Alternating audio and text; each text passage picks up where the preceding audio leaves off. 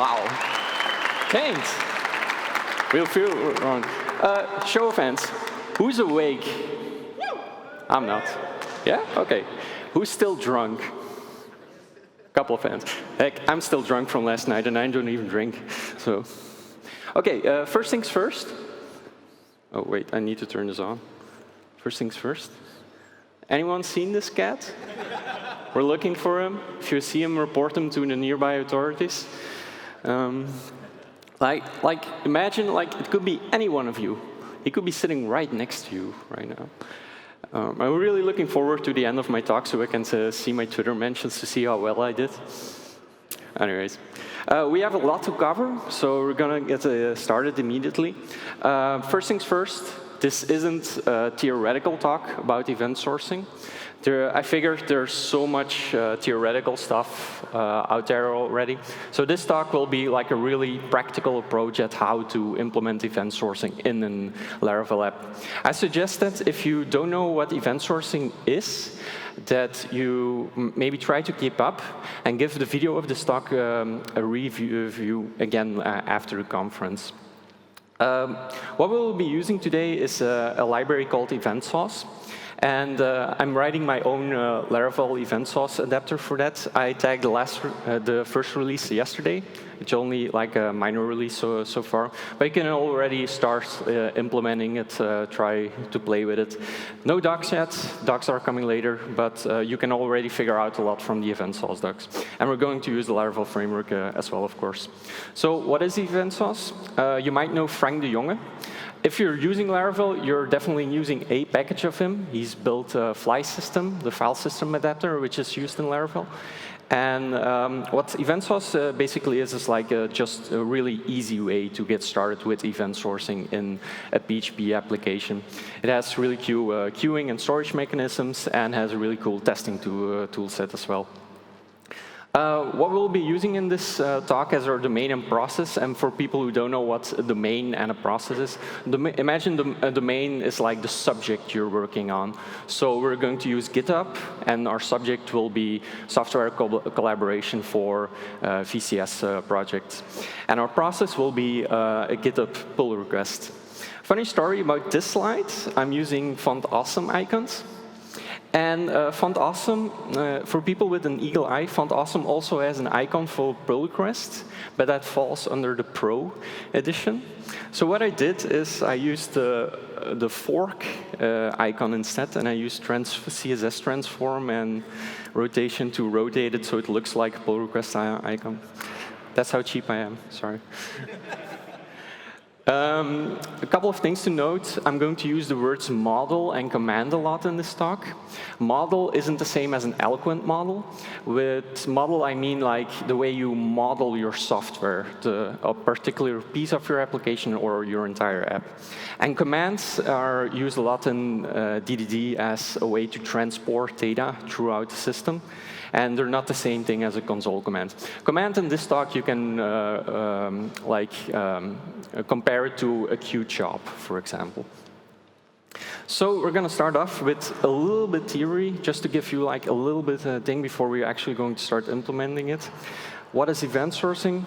People often say that's like this magical thing that'll solve all of your problems.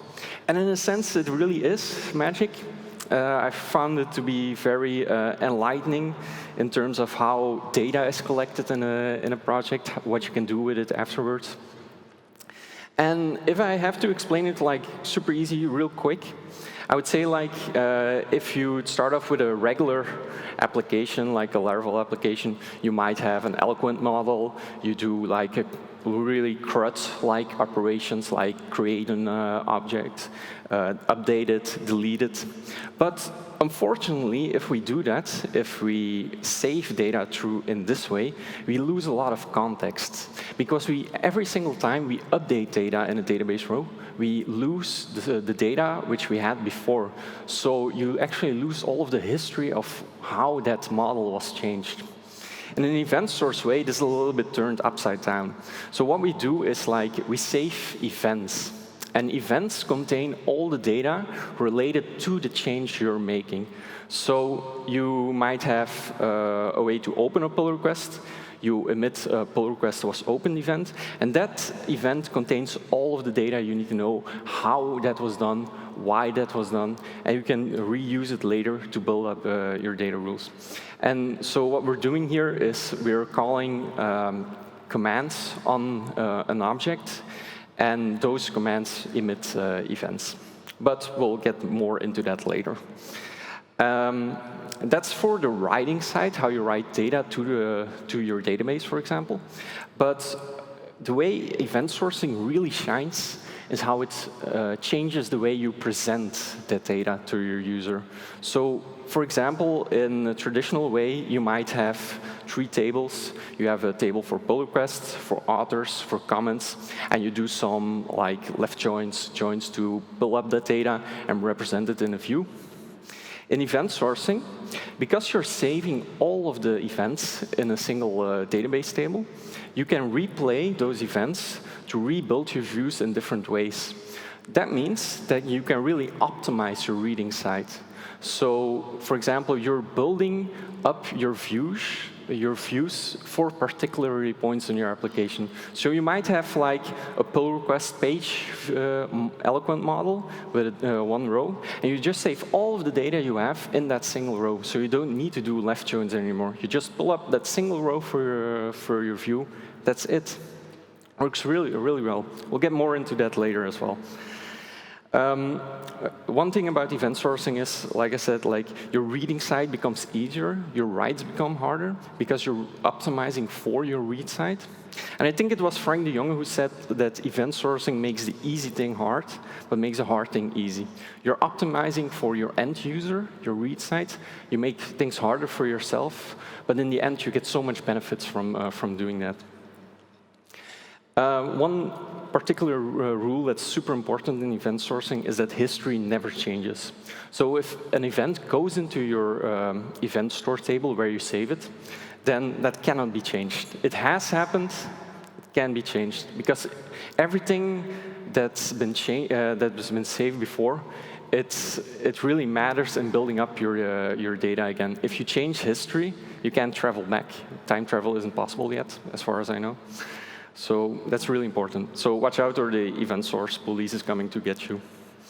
So you might be asking yourself, why would you use event sourcing? Why would you need this? And it's actually, you can do some pretty cool stuff with it besides having a full history of your application. Like I said, your read side becomes very fast. You're optimizing for your read side. You have to do less queries and combinations to get that data from your database table. You can predict the future.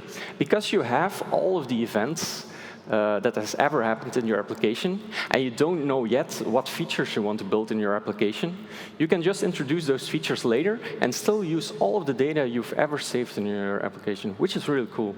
You can time travel. I have this particular example explained more in detail later, but it basically allows you to revisit all of those events and show them again how your application was in a particular state back in the past.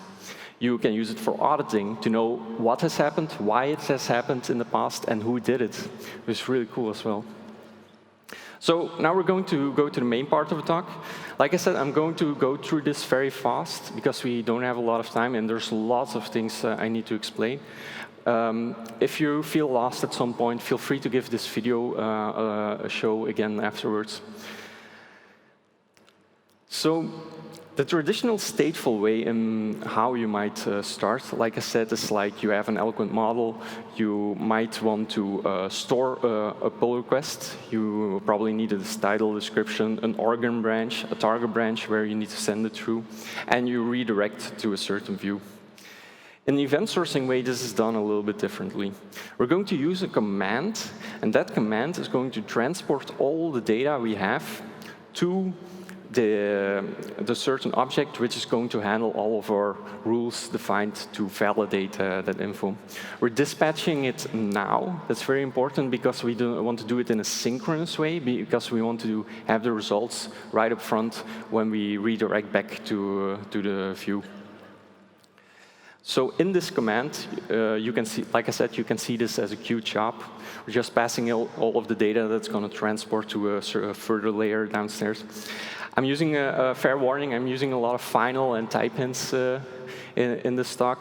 I really hope Taylor doesn't fire me for that, but I think it'll be fine.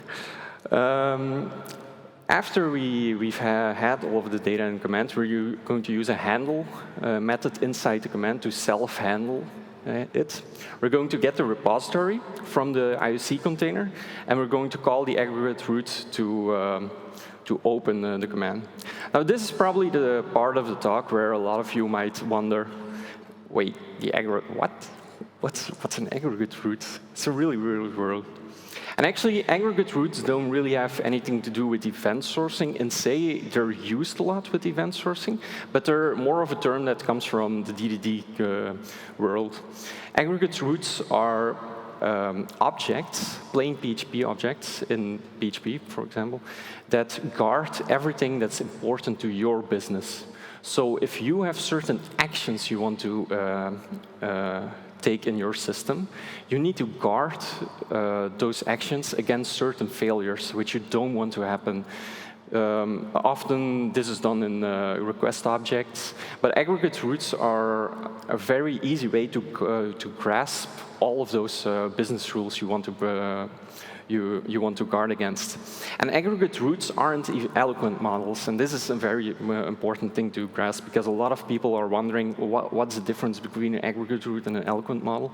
Aggregate roots represent a process in your application. So in this case, we're working with the pull request process all the way from opening it to merging it. That's a process in our domain, and that's what an aggregate root represents. An aggregate root can consist of multiple aggregates. So in this case, you can think of like the pull request being the aggregate root, and if you want to add comments, for example, to a pull request, those are tiny aggregates within that aggregate root. So an aggregate root might look something like this. Just a plain PHP object. It implements an interface given by you by the EventSauce library, and you implement a trait which applies all of the behavior used by EventSauce to save those events for you later. We'll come back to that trait later. How you handle the command is that you define methods on your aggregate root where you pass in the commands. And after you've done that, you first check your business rules. We'll see that in a bit as well. And when all of those business rules are passed, you record the event on the aggregate root. So you create a new object, which is the event. You pass in all the data that's important to that event, so you can also reuse that later to replay those events. And then that gets recorded through the repository later. We'll show how that's done in a bit as well. So let's take a step back first and see how the validation of business rules is done.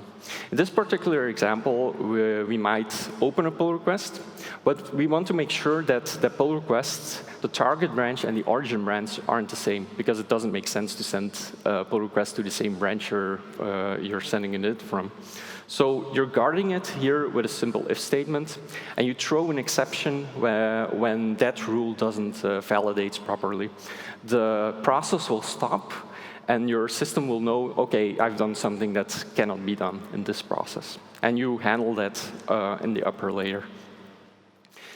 This is actually real cool, and this is something that I think Freek taught me, that in an event source model, you can't only record the happy path of an application, everything that's gone right, but you can also record the unhappy path.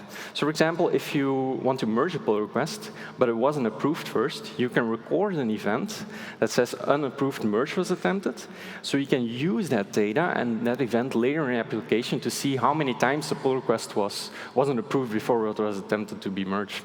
This is really cool, actually, if you think about it. So you can collect lots of different events within a single aggregate and use that data later to build up really cool views, reports, whatever you like, basically.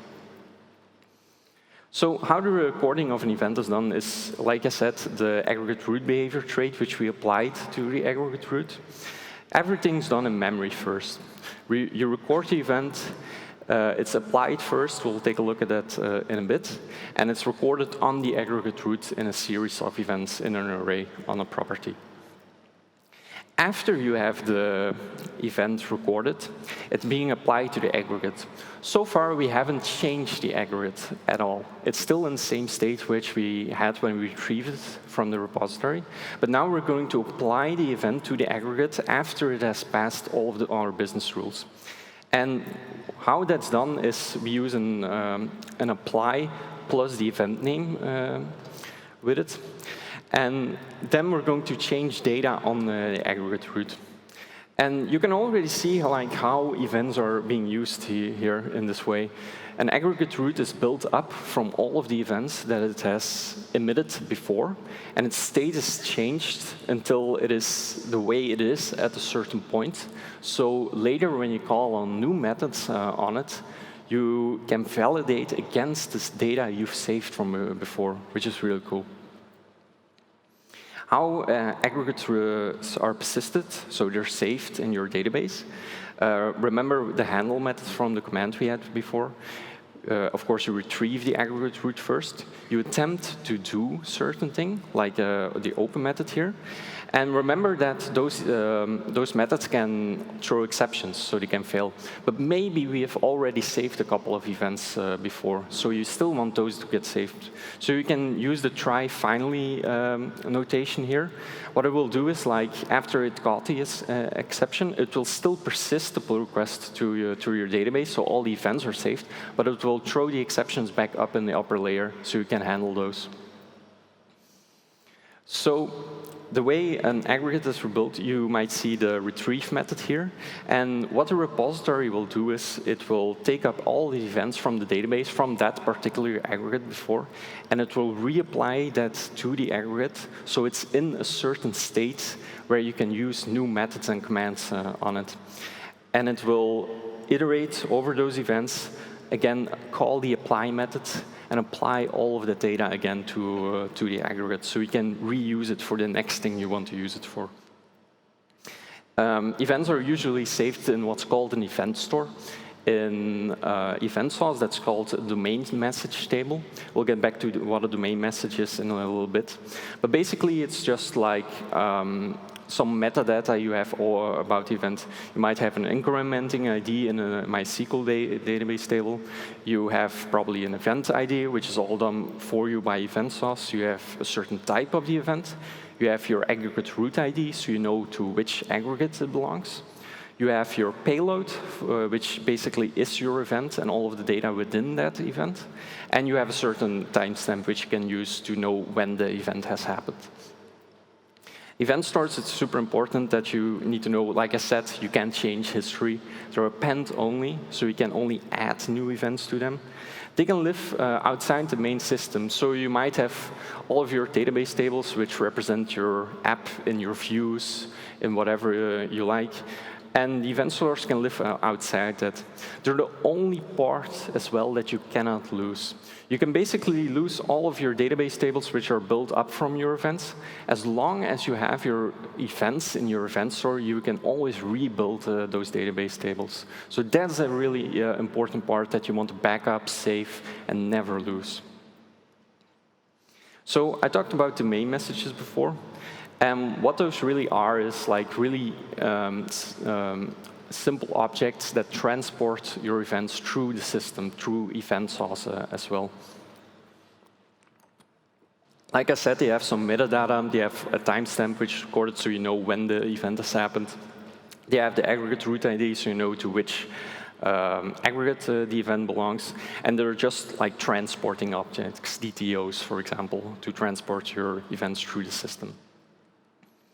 So we talked a lot about how to write data through your event stores, how that's done, how aggregate roots behave. But we need a way to display that data to the user as well. And EventSauce handles this for us as well. So EventSauce comes what's called with a message dispatcher. And what that will do is it's an interface, so you can implement your own kind of dispatcher to dispatch the events throughout your system. So your system can consume them and display the data in a certain type. like I said, messages are handled by what's called consumers. And we have two types of those. We have projections. And projections are ways to display data in a certain way. They can be reused again, so you can throw out all of your data if you need to fix a bug or rebuild data in a certain different way. And you have what's called process managers. And process managers are basically listening to events and performing one-time actions. So think of it as sending an email based on something that has happened, clearing logs, something you only want to be doing just once. Like I said, projections are really good for when you need to rebuild database tables, rebuild reports, PDFs, stuff like that, update search indexes like Algolia and stuff like that. And why are they useful? Like I said, they are very handy when you need to rebuild data. So for example, you made a mistake in a certain way you projected the data in a database table. You can just throw those away. It doesn't matter. As long as you have those events, you can rebuild them. You can optimize them better. You can free them from any constraints that the main model has. You're not tied into any logic in the way data is shaped. You're free to shape the data in any way you want, basically. Then how this is particularly done in code is like you have a single class. And the way I modeled it in my own package is you implement a handle method on that. You assign that an event name, and then you can basically consume that event that was thrown and handle the data in whatever way you want. So in this example, if we open the pull request, for example, we're going to use an Laracon model behind the scenes to update that table for a certain page where we want to represent a pull request. And we're just going to call the create method to create it in the traditional way, which we all know. Like I said, you can rebuild projections easily to discard any mistakes you made. And unfortunately, EventSauce doesn't really bake this in for us. But maybe I'm going to look at how I can bake this in EventSauce, in the Laravel package I'm making. So it's going to be really easy for you to rebuild projections. That's not in the current release yet, but maybe in a later one. Process managers, like I said, they are used to react to events, and they do perform one-time actions. So think clearing logs, triggering builds, sending email notifications, stuff like that. You don't want to do those kind of things again when you're replaying all of the events from an aggregate. Why they're useful? Like I said, they can handle one-time actions. They're also very useful for handling things that users can't do. Like example, like I said, triggering builds, like a user doesn't usually do that. Your system does that. The way a process manager is built up is the same way, actually, that a projection is built up. You have a class, you consume a certain event that you want to trigger the process manager for, and you send, basically, in this case, when a pull request is opened, an email to the maintainer to notify them that they have a new pull request pending for them. EventSauce, like I said, comes with really cool testing tools as well. For example, here you can see that testing is done in a behavior-driven design way. For people who don't know what that is, it's usually using the terms given, when, then to set preconditions to tell when something happens, you expect a certain thing to happen. And because you're using commands and events, it's really easy to write these tests. So you basically, in this example, you pull up an aggregate root ID. You say, given that these events have already happened on the aggregate, when I perform this command, merge pull request, I expect this event to be triggered. It's all done as a unit test, so it's super fast to run. It's very easy to write these. You can also test failures, so when something has failed. So you might say, like, this pull request was already opened. When I try to merge the pull request without approving it first, then I should get the unapproved merge was attempted event, and I should expect it to fail with this exception. It's really easy to write these kind of tests, and they're very readable as well, because you're only using words which you use in your daily life when talking about a project as well, your ubiquitous language. Other cool stuff that EventSauce can do is generate commands and events for you. So usually when you have commands and events, they're usually very like boring classes which you want to write. So what you can do is like define a YAML file. Just say like I want a class with these kind of properties, with these types, and it will generate the code for you. So you don't need to write that yourself. It's really cool actually because usually they're structured in the same way every single time, and just don't want to be keeping busy with writing that yourself. It can also apply method declaration. So for example, if you want to apply some certain metadata to your events, which aren't really in your events, but you still want to pass it some data which you think is important for later on, you can do that. It can handle event versioning. So imagine that you have a high load system with lots of concurrency, and you want to make sure that certain events aren't triggered before others or at the same time. You can use versioning for that to protect you against concurrency, which is really cool as well. So I think maybe some of you are this in the audience right after this talk. Like I said, it's quite a lot. Event sourcing isn't the most easiest subject out there. It took me a long time to wrap my head around it. But when I did, when I realized, when you start thinking in events in your system, a whole lot of things make more sense and are very easy to do.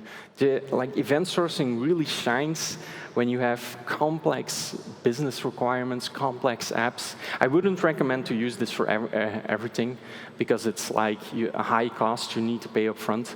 But if you have a long living project with complex processes, this is a godsend for when you need to reuse the data later or when you have auditing requirements and stuff like that.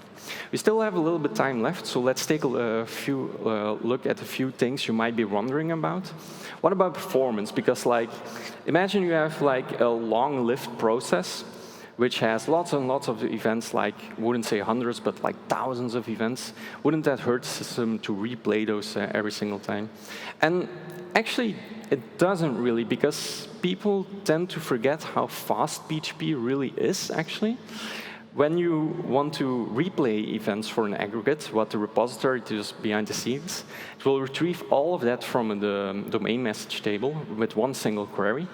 And it will replace those in memory and apply the events to the aggregate. And it's super fast, actually. Like, I wouldn't worry about it at all. Usually, objects processes don't live long enough for it to become a real problem. And when it do, there are other solutions for it as well. A certain thing you can use is snapshotting. And what that is basically you save the state of an aggregate at a certain point in, for example, a database table, and you replay events from that single point, so it becomes much faster. But before that has to happen to you to become a problem, I think you'll be working on really complex stuff. So time travel, this is super cool, actually. Imagine that you have an app with an event source and save the data in an event sourced way. If you combine this with, for example, VCS to restore your code in a certain way, you can also replay events to that certain point in your application. So you can actually see how your app was in a certain state back then. That's really cool if you want to debug, demo an old version of your app. Super cool to like revisit how your app was in that way. So this is probably also an important question which you're wondering about. How do I start with all of this in my own app? Well, I think the most important advice I can give you, pick something simple. Don't pick your most complex business process you have in your application. Pick something simple to get started off, to get used to how this is done, and start off with that. Also, don't use event sourcing when you have a short-lived app which gets discarded after a while. Don't use it when your processes are too easy. For example, I wouldn't use this in a user management system or stuff like that, because there's tons of solutions out there which already handles this in a nice way. You want to use event sourcing for your business requirement, where your process really matters to your domain, where it's important. Don't use this for every single thing. That's my advice. I know some people here that use event sourcing for everything, that's fine as well, because you can basically do everything afterwards. But you need to pay that cost. How you can start an existing project, I would recommend to use a starting event. So use one single event where you've captured all of the data which you already have. Don't try and guess the past, because I can almost guarantee you'll fail. You can try it, but I'm mostly certain that everything you've tried modeling in the past didn't get through the aggregate, through your business requirements, and might fail when you try to rebuild that up. I have some reading material for you. The EventSauce docs have some really good documentation about what event sourcing is. It's really short, an easy read. The architecture behind how EventSauce was built. It has a really good documentation about the life cycle of an event source model, which you basically saw in this talk. Michiel Rook's blog is really good if you're more into hardcore topics about event sourcing. He blogs about lots of different things, how you handle privacy, GDPR stuff, that kind of stuff. It's really good need. And Matthias Fraas' blog is also very good if you're more into in-depth stuff about event sourcing. There's, of course, Spatias libraries. They have their own Laravel EventSauce package, and Freek also built the event projector package, which is also a really different way to doing event sourcing, but also a very nice one. This is my talk. I also run the Full Stack Belgium meetups in Ghent and Antwerp. If you're around and want to attend the meetup or give a talk, feel free to hit me up. I'm also doing a conference in October with my buddy Freek, so feel free to check that out as well. This is all I got for you. I hope you enjoyed. Thanks.